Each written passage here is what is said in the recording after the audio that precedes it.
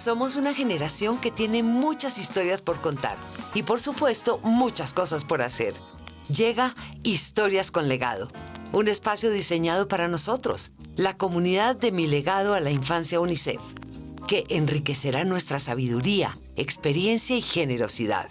Sí, podcast para escuchar y ser escuchados. Yo, María Cecilia Botero, estaré junto a invitados especiales para conversar acerca de diferentes situaciones, temas, preocupaciones y alegrías que tú y yo seguro tenemos en común. Ya comienza Historias con Legado.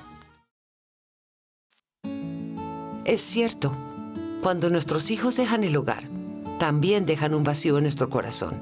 Es normal. Sin embargo, en muchos padres genera un síndrome llamado el nido vacío. ¿Sabes cuáles son sus síntomas? ¿Cómo transitarlo o qué consejo darle a un familiar o a un amigo que lo esté viviendo? Escúchalo hoy en Historias con Legado. Empecemos ahora. Bienvenida a toda la comunidad de Mi Legado a la Infancia de UNICEF. Soy María Paulina Bayona y hoy voy a estar con ustedes en este podcast hablando de esos temas que nos interesan y que nos aquejan y tienen que ver con nuestra generación.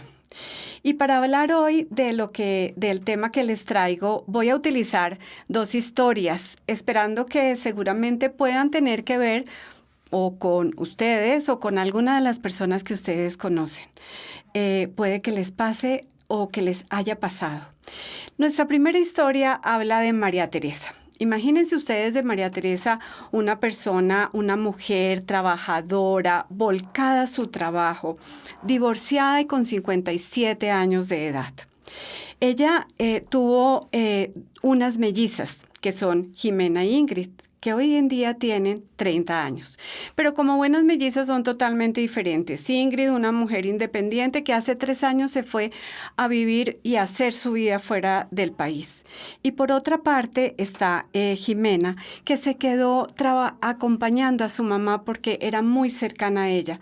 Pero resulta que a Jimena le llegó el amor de su vida y decidió casarse y hace 2 meses se casó y dejó a su mamá sola en su casa. Desde que fue el matrimonio, entonces María Teresa se dedicó a poder refugiarse en el trabajo. Y si antes era una persona totalmente enfocada a workaholic, hoy lo es mucho más. Esa es nuestra primera historia. Escuchemos ahora la segunda historia, que la segunda historia habla de María Claudia. Imagínense que María Claudia se autodefine como una mamá al 100%. Aunque terminó fisioterapia, cuando se casó y decidió tener hijos con Arturo, que es su esposo, decidieron que ella se iba a dedicar a la casa y por eso hoy en día es una mamá al 100%. Luego de Alberto, su primer hijo, tuvo también a Juliana y tuvo también a Felipe. En los últimos 2 años, Alberto y Juliana ya se fueron de su casa, pero hace un mes Felipe se fue a vivir a Barcelona. Felipe era el menor y el que vivía todavía con ellos, y se fue a vivir a Barcelona a estudiar allí. Por lo tanto, de pasar de ser mamá al 100%, María Claudia ha quedado sin sus hijos y sin ese rol que la había acompañado en las últimas 3 décadas. En circunstancias diferentes, María Claudia y María Teresa están viviendo algo que seguramente ustedes ya están deduciendo, que se llama el síndrome del nido vacío. Y de eso es lo que vamos a hablar hoy, de ese síndrome. Y para entender el síndrome del nido vacío, lo que necesitamos hoy entender es que ese término es el término que las personas le han dado a esa situación donde tú te sientes triste, te sientes agobiada, tienes el sentimiento de pérdida o soledad que algunos padres tienen en el momento en que sus hijos se han independizado o dejan de vivir en la casa. Esta transición puede generar en algunas personas un ajuste emocional que puede ser exigente, ya que la dinámica familiar cambia significativamente. aunque no hay estadísticas precisas sobre este síndrome, se estima que más o menos un 20% de las personas que les toca vivir esta situación lo tienen. Y entonces, cuando se enfrentan a esta partida de los hijos del hogar, empiezan a sentir esa tristeza, ese sentimiento de pérdida y ese sentimiento de soledad. Si comparamos las dos historias, seguramente uno podría pensar que para el caso de María Teresa, la vida de sus mellizas no fue tan duro como para María Claudia, porque María Teresa pues estaba trabajando siempre y no estaba acostumbrada a ser una mamá al 100%. Quiero decirles que eso sonaría lógico, pero no aplica. Porque cuando estamos hablando de cambios personales, las comparaciones no son para nada válidas. Y por eso es que hoy queremos que entendamos un poco más qué es ese síndrome del nido vacío y cómo manejarlo. Y lo primero que queremos contarles en este podcast es que cuando hablamos del síndrome del nido vacío, estamos hablando de que estamos frente a un duelo. Y la palabra duelo, lo primero que nos trae a la mente es la muerte física, porque ha sido una palabra que hemos utilizado muchísimo, pero alrededor o asociada a la muerte física.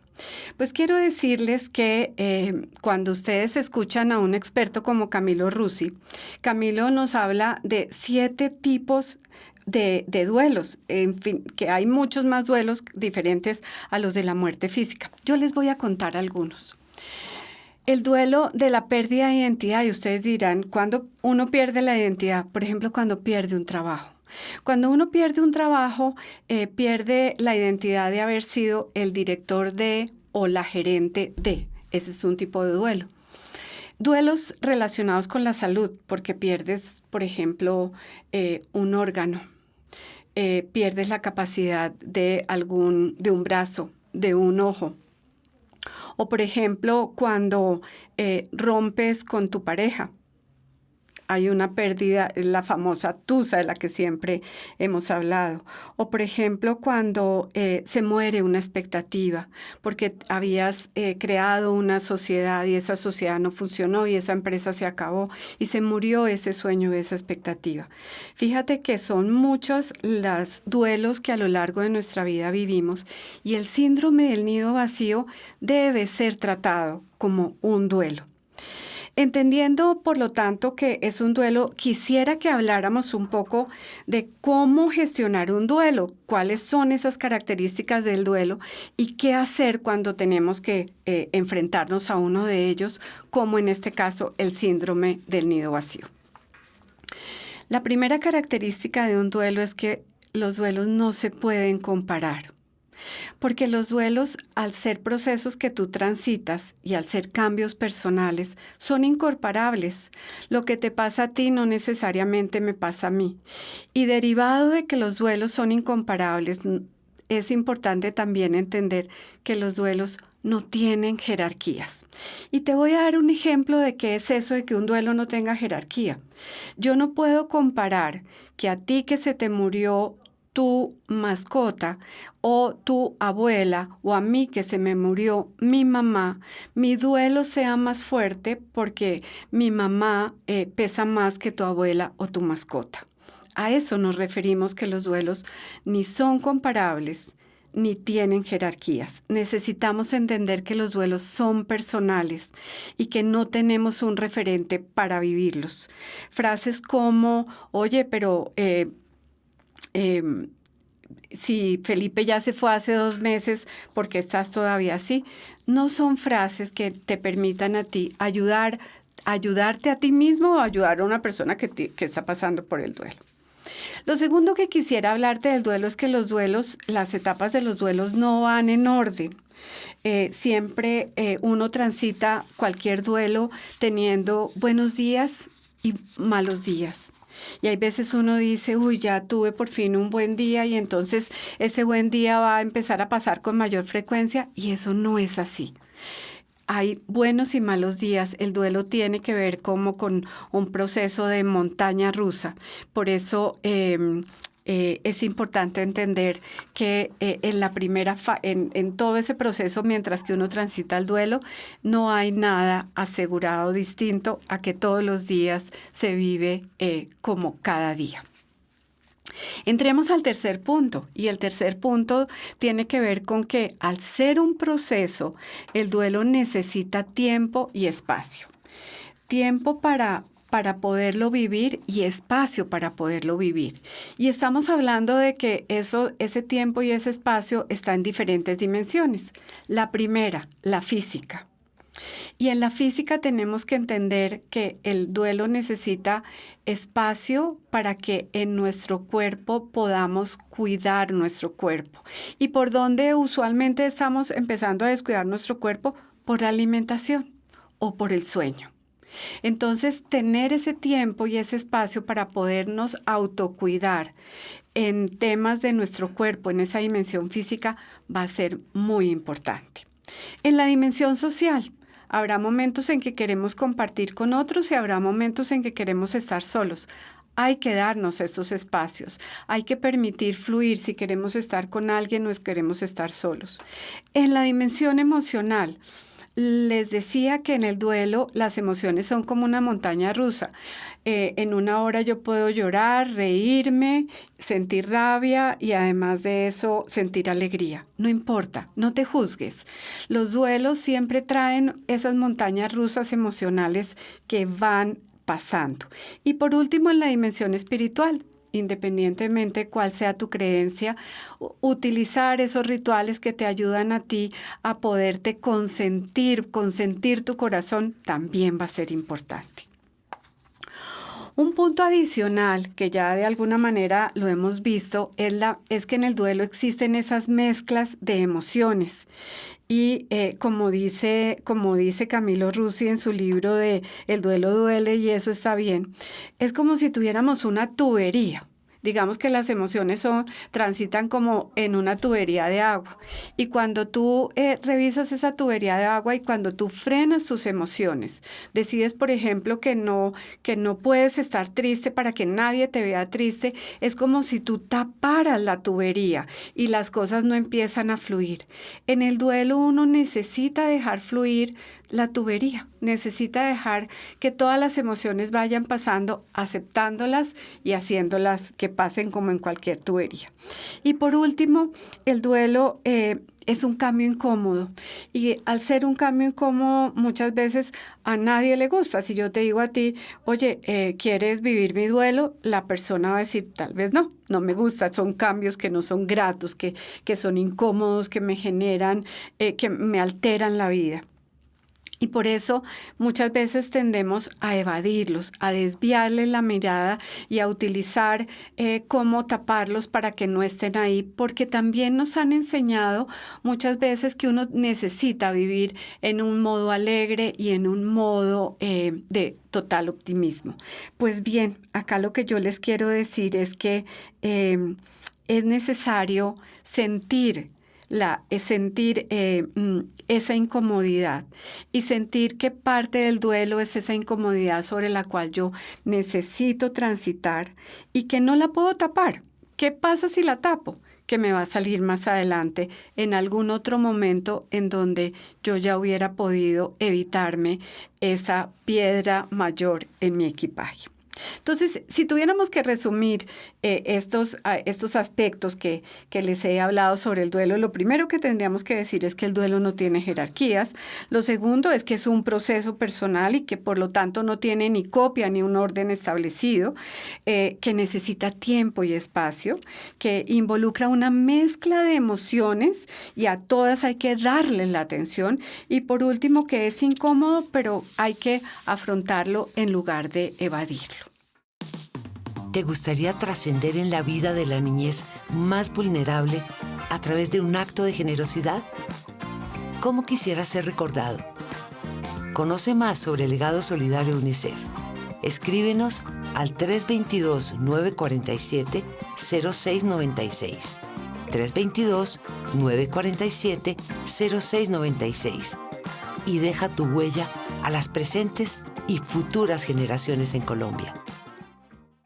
Y ahora quiero que si alguno de ustedes está en este momento del síndrome del nido vacío o conoce a alguien a quien quiera ayudar, les voy a entregar 3 herramientas que nos pueden ayudar a transitar en este proceso. La primera es entender que todo cambio tiene pérdidas y tiene ganancias. Y lo normal o lo típico es que cuando estamos en ese momento de tristeza, de sensación de soledad, cuando estamos en ese momento de sentirnos con ese sentimiento de pérdida, ¿en dónde nos vamos a enfocar? Pues en las pérdidas. Entonces, entender que tenemos también la opción de ubicarnos o de mirar, ampliar esa perspectiva hacia las ganancias va a ser muy importante. Cuando estamos hablando de ganancias, lo que yo les quiero sugerir es que hagan una lista también de esas ganancias. Empiece a darse permiso de mirar esas ganancias que ustedes están obteniendo con este cambio. Y escojan una. Y empiecen a que esa ganancia se vuelva una realidad. Les voy a dar un ejemplo. Si mis hijos ya no están en la casa, tengo toda la casa para mí o para nosotros si vivo en pareja. Entonces, ¿qué quiero hacer con cada uno de los cuartos de los cuales ahora dispongo? Y empezar a pensar en ese tipo de acciones y en ese tipo de planes que me van a ayudar a que esas ganancias que también obtengo de este proceso de cambio es una buena manera de empezar a transitar el duelo. La segunda herramienta tiene que ver con que podamos hacer uso de ese equipaje que ya traemos, que tiene que ver con que este no es el único cambio que hemos vivido en la vida. Posiblemente si tú te sientas con un lápiz y un papel y haces un recorrido de esos cambios significativos que tú has hecho en tu vida, vas a darte cuenta que no es la primera vez que has tenido que vivir un cambio significativo. Y te sugiero que hagas una lista de ese cambio. A partir de esa lista identifiques cuáles fueron esas cosas que hiciste para que ese cambio no te pudieras transitarlo, pudieras sacar sus aprendizajes y seguir adelante. Toma esos aprendizajes y esas experiencias pasadas que tuviste y revisa de qué manera las puedes aplicar a este cambio nuevo que estás viviendo, porque ya las tienes ahí, las tienes en tu equipaje. Y la tercera herramienta es el objetivo del duelo, no es superarlo y ten presente eso, sino es integrarlo a tu vida, pero integrando ¿qué? Esos aprendizajes de una manera natural.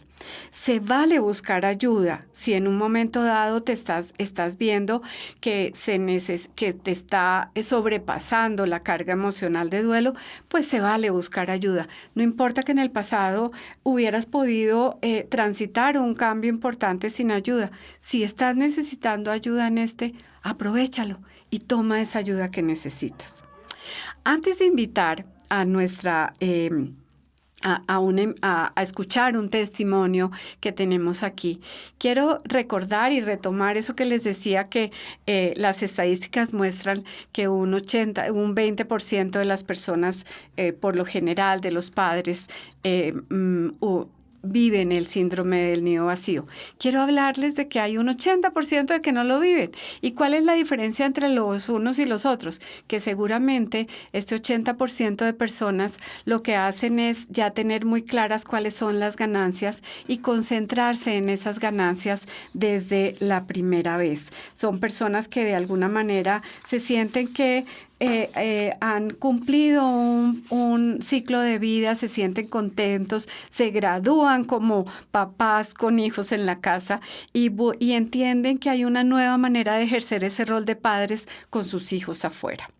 Y ahora quiero invitar a escuchar el testimonio de parte de María Cecilia Botero, quien además es muy cercana a nuestra comunidad, quien ya pasó por este proceso y nos va a poder también ayudar a entender algunos de los conceptos que aquí hemos dado. Bienvenida, María Cecilia. Muchas gracias por invitarme. Cuéntanos cómo te fue con la ida de tu hijo de tu casa. ¿Sabes qué pienso yo? Que yo tuve como entrenamiento, porque primero cuando tenía como 14 años se fue a estudiar a Londres como un año, que fue durísimo, durísimo, durísimo el regreso, la soledad, porque además la familia somos él y yo. El papá murió cuando él estaba muy chiquito. Entonces eso sí fue llegar al nido vacío. Me dio durísimo, durísimo, pero bueno, ahí estuvimos más o menos en contacto y la cosa pasó, regresó, terminó su colegio y se fue a estudiar a Buenos Aires durante 5 años. En esos 5 años, que también fueron muy duros, por lo menos él venía un tiempito, yo iba y lo visitaba y digamos que eso me iba calmando. Y ya después, cuando ya empezó a trabajar y a valerse por sí mismo, digámoslo de alguna manera, ya un día me dijo, mamá, voy a buscar un apartamento que a mí me pareció que era perfecto, pero me dolía todo, me dolía el alma, me dolía el corazón, pero al mismo tiempo como venía ya un poquito entrenada en eso, y por otro lado me dio mucha satisfacción de que fuera él quien decidiera cuándo irse. Y no esperar a que a uno lo echen de la casa, que le digan, oiga, usted ya es un bombril, ¿qué hubo? Entonces creo que eso me ayudó y bueno, no es fácil, por supuesto, sobre todo cuando somos él y yo nada más. Fue muy duro, pero también como esa satisfacción también de verlo realizarse profesionalmente, caminar solito. Y pasa una cosa muy curiosa, a veces va y se queda el fin de semana en la casa. Y esa noche sale con sus amigos, yo esa noche no duermo hasta que no llega. Es una cosa terrible hasta que no oigo que llegó. En cambio, si él está en su apartamento y yo no me entero si salió o no salió, pues no sufro. Finalmente sufre uno como más con ellos ahí cuando no llegan. Quiero hacerte 2 preguntas. La primera es, viviste 3 duelos diferentes. El de los 14, el de la universidad en Argentina y ahorita que se va. ¿Dirías tú que fueron diferentes? ¿Los viviste de manera distinta? Sí, sí. El primero sobre todo fue muy duro. Yo tengo además esa imagen aquí. Yo dejándolo en ese colegio en Inglaterra, que era además un lugar espectacular, un castillo, parecía una película de eso, un castillo del siglo XVI, una cosa así espectacular, y yo yéndome en ese carro por ese camino y él llorando y yo llorando. ¿Cuál película así? Cualquier vez. Paisaje oscuro. Haz de cuenta, yo mirando hacia atrás, mucho la cámara alejándose, viendo el camino, y lloré mucho. Ese día, pues cuando lo dejé ahí, él estaba muy angustiado. Y yo lo que le dije fue, mira, hagamos una cosa. Yo me quedo 15 días acá en Londres esperando. Si definitivamente tú sientes que no, pues nos devolvemos. No me importa. Okay. Y eso fue lo que pasó. Como a los 3 días me llamó y me dijo, no, mamá, esto está buenísimo, yo me quedo acá, tranquila, devuélvete. Igual me esperé los 15 días por las dudas. Pero fue muy, muy fuerte. Quizás por la edad, ¿no? Estaba muy chiquito. Seguramente, sí, estaba muy chiquito, 14 años. Dejar al hijo a los 14 años sí. hace más fuerte ese proceso de separación. La otra pregunta que te quiero hacer es, tal vez una de las cosas que queremos en este podcast que nuestra comunidad conozca es que pues los padres van cambiando en su rol. Uh-huh. No es lo mismo ser papá de alguien que vive en su casa a ser papá de alguien que ya no vive en su casa. ¿Qué le podrías contar a esta comunidad sobre qué has aprendido tú en todo este proceso del camino con tu hijo que pueda ayudarlos a ellos a tener herramientas de cómo ser un papá de alguien que no vive ya en su casa? Yo creo, no sé si sirva, a mí me sirve mucho tener un lugar para él siempre. O sea, el cuarto de él, ahí está, que es el cuarto de huéspedes, por si él es el que menos lo ocupa, digamos. Uh-huh. Pero en mi alma, en mi corazón, ahí está el cuarto de él. Y como esa sensación también de que el día que necesite, el día que quiera, ahí está su lugar, que donde yo esté, él va a tener un lugar. Okay. Ahora, saber que no, también es muy satisfactorio. ¿Sí me entiendes? Así sea difícil de aceptar, también es muy satisfactorio saber que ya no nos necesitan tanto. De Duele acuerdo. y gratifica al Duele mismo y tiempo. gratifica. Y fíjate que eso que nos acabas de decir, de decir, acá voy a honrar su lugar y voy a siempre honrando ese lugar y no cambiando su cuarto, es decirle, siempre esta será la casa, tu casa también.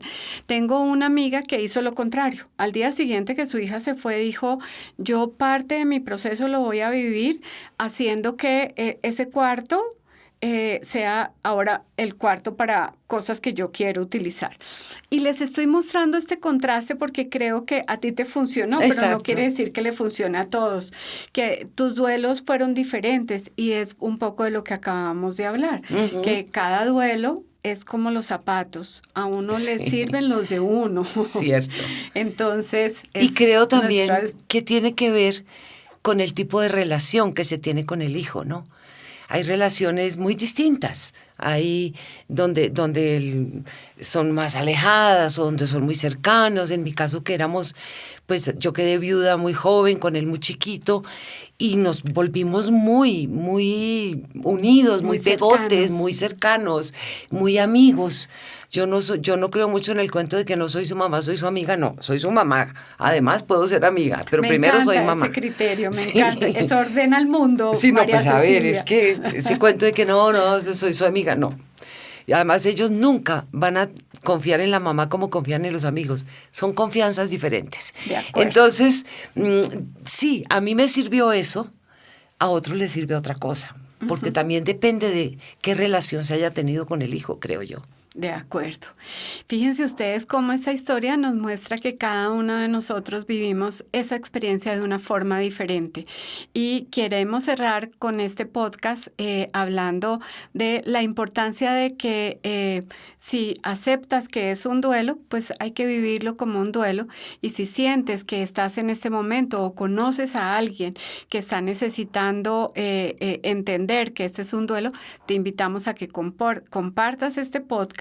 Y te invitamos también a que si eres tú y necesitas ayuda, busques la ayuda que necesitas porque son procesos que se pueden transitar fundamentalmente de una manera muy natural. Muchas gracias, María Cecilia. A ti muchas gracias. Hoy ya tienes una nueva historia para contar, una nueva experiencia por relatar. Hasta aquí llega Historias con Legado, el podcast de nuestra generación. Nos escuchamos de nuevo con otra temática que te encantará. No olvides compartir estos audios con tus amigos y familiares para que cada día más y más personas se sumen a Historias con Legado. Próximamente en Historias con Legado. ¿Eres de los que creen que el éxito es algo que solo se consigue a edades tempranas? Conéctate a nuestro siguiente capítulo y descubre qué es el late blooming o florecer a edades adultas. Podrán surgirte nuevas e importantes ideas para este momento de tu vida. Sigue conectado a través de WhatsApp para escuchar este segundo podcast.